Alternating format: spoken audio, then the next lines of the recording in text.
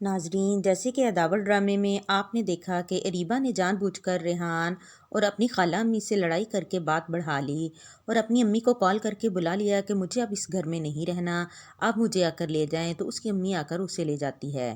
دوسری طرف بیبی کا شوہر انکسار اپنی بیوی کی چھپائی ہوئی میڈیسن کو لے کر لیبارٹری جاتا ہے اور وہ دیکھنا چاہتا ہے کہ اس میں کیا ہے جو بیبی اس کو چھپائے پھرتی ہے۔ اریبہ کے جانے کے بعد ریحان اور نور بہت ڈسٹرب ہو جاتے ہیں۔ نور رات کو سوتے وقت ڈر جاتی ہے اور پھر اس کی دادی امی ریحان کے روم میں لے کر آتی ہے کہ نور ڈر گئی ہے، تب ریحان اسے اپنے پاس سلا لیتا ہے اور وہ اسے سٹوری سناتا ہے۔ ناظرین، امبر اپنے گھر شفٹ ہو گئی ہے تو اس کی چھوٹی بہن نزیہ اسے ناشتہ کرواتی ہے اور اس کی امی اور ابو اپنی امبر بیٹی کو ٹھیک دیکھ کر بہت خوش ہوتے ہیں۔ اسجد اپنے ماموں کو کال کر کے کہتا ہے کہ ماموں، کیا میں آپ کے گھر آپ سے ملنے آ سکتا ہوں؟ تو ماموں بخوشی اسے اجازت دے دیتے ہیں۔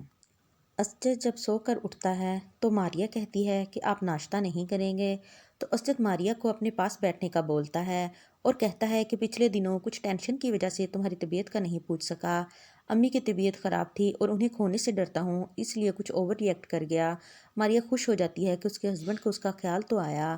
اریبہ اپنی امی کے گھر بہت دیر سے سو کر اٹھتی ہے تو اسی وقت اس کی امی اس کے روم میں انٹر ہوتی ہے اور کہتی ہے کہ آج بہت لیٹ اٹھی ہو، تو اریبہ کہتی ہے کہ امی، کافی دنوں کے بعد تو آج میری نیند پوری ہوئی ہے۔ تب اس کی امی پوچھتی ہے کہ ریحان کی کال نہیں آئی تمہیں؟ تو اریبہ جھوٹ بولتی ہے کہ ریحان کو کون سا میرا خیال ہے جو وہ مجھے کال کرے گا۔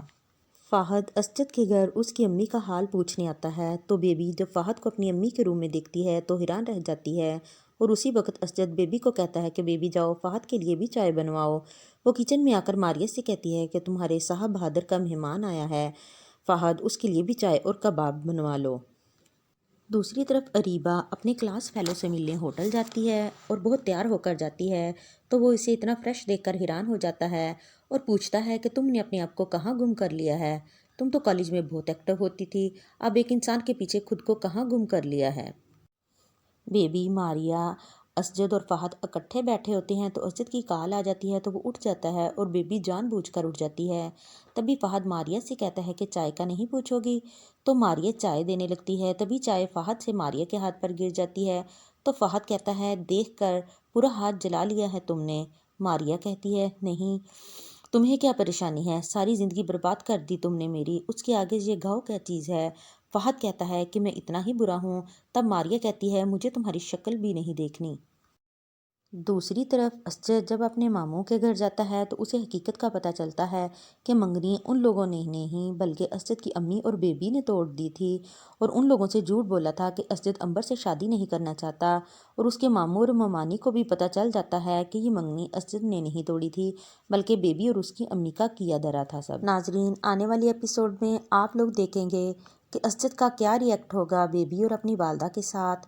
انہوں نے دو پیار کرنے والے امبر اور اسجد کو الگ کیا، انہیں کیا ملا یہ سب کر کے؟ اور آپ یہ بھی دیکھیں گے کہ بیبی کے شوہر انکسار کو بیبی کی حقیقت کا پتہ چل گیا ہے کہ کیسے اس نے غلط میڈیسن دے کے اپنا مطلب نکالا، اب وہ بیبی کے ساتھ کیا سلوک کرے گا۔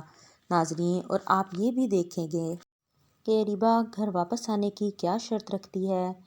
ناظرین، اگر آپ نے ہمارا چینل سبسکرائب نہیں کیا تو اسے سبسکرائب کر دیں، اور اگر آپ کو یہ ویڈیو پسند آئی ہے تو اسے لائک کر دیں۔